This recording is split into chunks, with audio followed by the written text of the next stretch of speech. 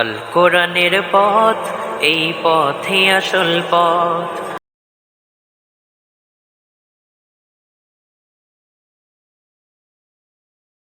ইন্নাল হামদুলিল্লাহ ওয়াসসালাতু ওয়াসসালামু আলা রাসূলিল্লাহ। দেশের ও প্রবাসের কাছের ও দূরের ভাই বোন সকলকে, সমস্ত শ্রোতা মণ্ডলী ভাই বোনদেরকে সালাম এবং মোবারকবাদ জানাচ্ছি। আসসালামু আলাইকুম ওয়া রাহমাতুল্লাহি তাআলা ওয়া বারাকাতুহু। তাফসীরে কাসিমি সংক্ষিপ্ত তাফসীর ধারাবাহিকভাবে আমরা আলোচনা করছি। সূরা আলে ইমরানের 29 নং আয়াতে কারিমা থেকে আলোচনা শুরু হচ্ছে 115 নং পর্বে। আউযু বিল্লাহি মিনাশ শাইতানির রাজীম। বিসমিল্লাহির রহমানির রহিম।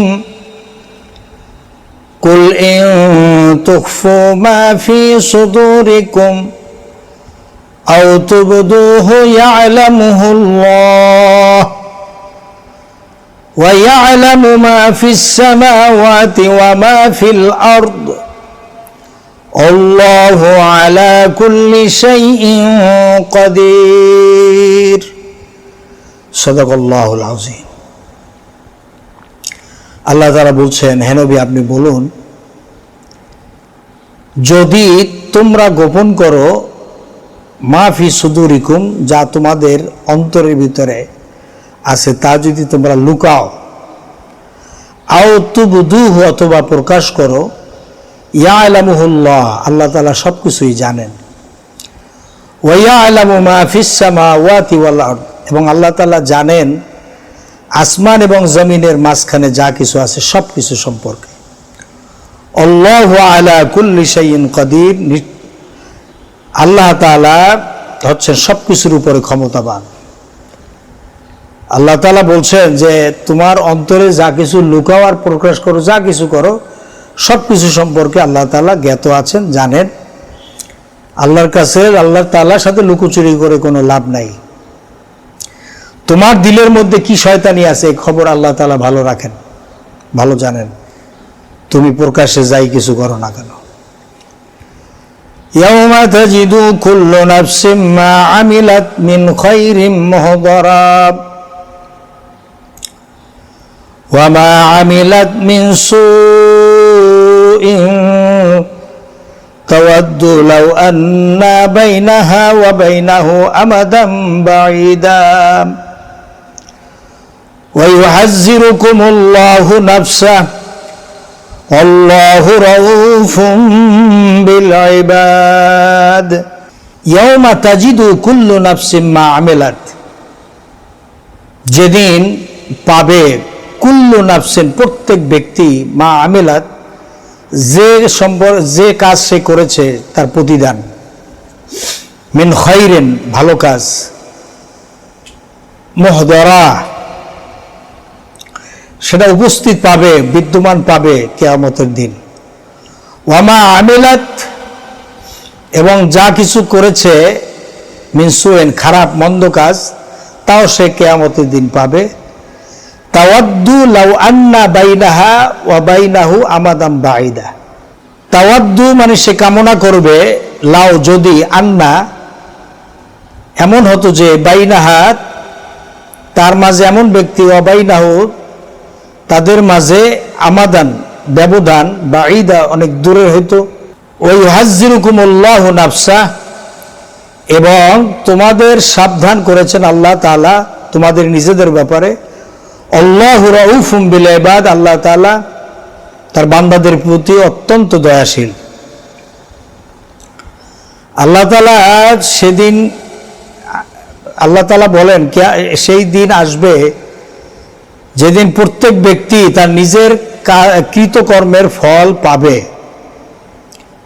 যা সে ভালো কাজ করুক আর মন্দ কাজই করুক, তার প্রতিদান সে অবশ্যই পাবে। সেদিন প্রত্যেকেই এই কামনা করবে যে ওই কিয়ামতের দিনটি যদি তার থেকে অনেক দূরে অবস্থান করত, অর্থাৎ কিয়ামত যদি না আসতো, অনেক আসলেও সেটা অনেক পরে যদি আসতো,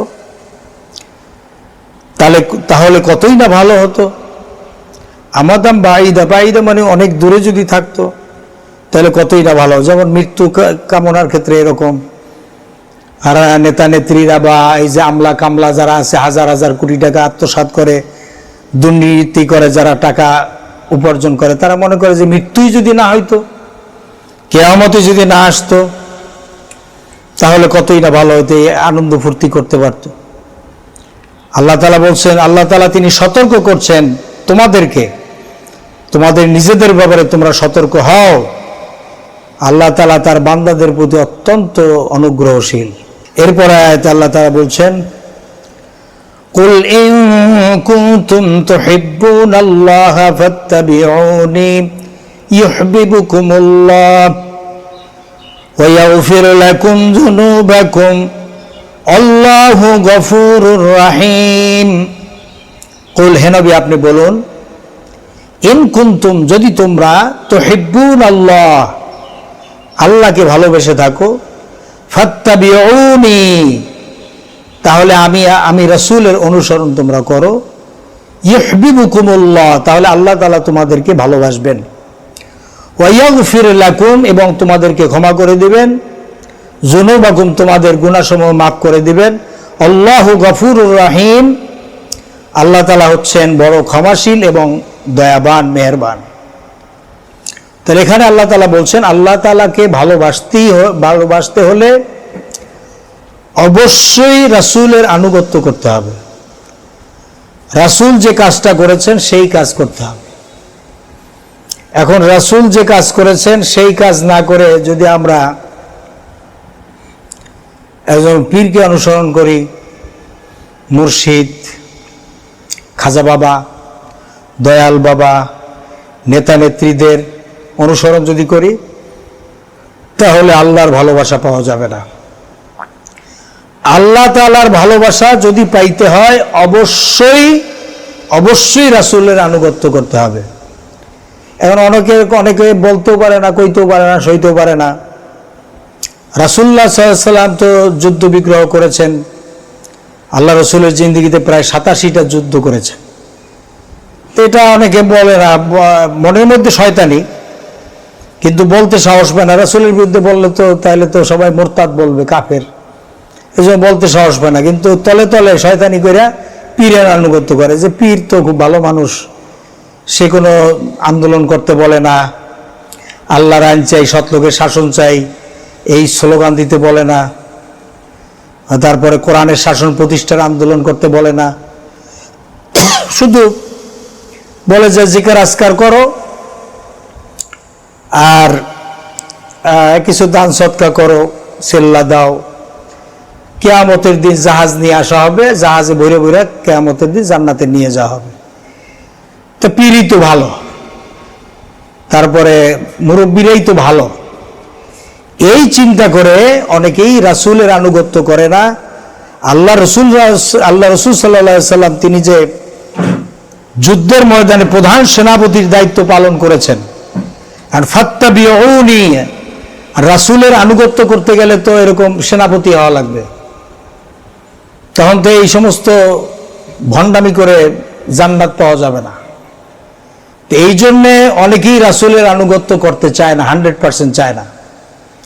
এমনি রাসূলের দুঃখের কাহিনী, কষ্ট শুনে চোখের পানি ফেলায়, অনেকে কাঁদে, মুখে মুখে বলেও যে হ্যাঁ রাসূলকে আমি ভালোবাসি, কিন্তু আসলে অন্তরে ভালোবাসে না। যদি ভালোবাসতো, আমাদের এই প্রিয় জন্মভূমি বাংলাদেশে মানুষের তৈরি করা আইন, শাসন, সংবিধান দিয়ে রাষ্ট্র পরিচালিত হতো না, আল্লাহর কসম এটা হতো না। এদেশে অবশ্যই কোরআনের শাসন প্রতিষ্ঠিত হয়ে যেত যদি রাসূলের আনুগত্য আমরা করতাম।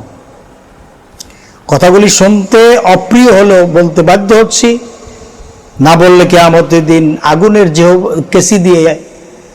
আগুনের কাছি দিয়ে আমার জিহ্বা কেটে দেওয়া হবে। এর জন্য আমার দায়িত্ব হচ্ছে কথাগুলি পৌঁছায় দেওয়া, আমি পৌঁছায় দিচ্ছি, মানা না মানা এটা আপনাদের ব্যাপার। আল্লাহ তাআলা বলছেন, কুল আতিউল্লাহ ওয়ার রাসূল ফাইন তাওয়াল্লাউ ফাইন্নাল্লাহা লা ইউহিব্বুল কাফিরিন। কুল, হে নবী আপনি বলুন, আতিউল্লাহ তোমরা আল্লাহর আনুগত্য করো ওয়ার রাসূলা, এবং রাসূলের আনুগত্য করো। ফাইন তাওয়াল্লাও, আল্লাহ এবং তার রাসূলের আনুগত্য না করে যদি তোমরা মুখ ফিরিয়ে নাও, যদি তোমরা নেতা নেত্রীদের আনুগত্য করো, খাজা বাবার আনুগত্য করো, পীর মুর্শিদের আনুগত্য করো, আল্লাহ এবং রাসূলের আনুগত্য বাদ দিয়া, আল্লাহ তাআলা বলেন তাহলে তোমার এটা হবে কুফরি। এবং ফাইন্নাল্লাহা লা ইউহিব্বুল কাফিরিন, নিশ্চয়ই আল্লাহ তাআলা কাফিরদেরকে ভালোবাসেন না। আল্লাহ তাআলা কাফিরদেরকে ভালোবাসেন না। সুতরাং আমাদের এই কথাগুলি বুঝে উপলব্ধি করে আমাদের জীবনে আমল করা দরকার, তাহলেই আমরা নাজাত পাব। অন্যথায় ঘোজামিলি করে ভণ্ডামি করে নাজাতের কোনো উপায় নাই, নাই এবং নাই। এই কথাটা যদি ভালো করে বোঝেন তাহলেই নাজাত পাওয়া যাবে। আল্লাহ আমি সহ, আমি নিজেকে সাবধান করছি, আমি নিজে সহ আল্লাহ তাআলা সকলকে, ঈমান যারা মোমেন দাবি করে, আল্লাহ সকলকে খাঁটি মোমেন হওয়ার তৌফিক দান করুন, আমিন। আসসালামু আলাইকুম ওয়া রাহমাতুল্লাহি তাআলা ওয়া বারাকাতুহু। অন্য পথে অন্য মতে নেই যে রহমত, আল কোরআনের পথ এই পথই আসল পথ, আল কোরআনের পথ এই পথই আসল পথ।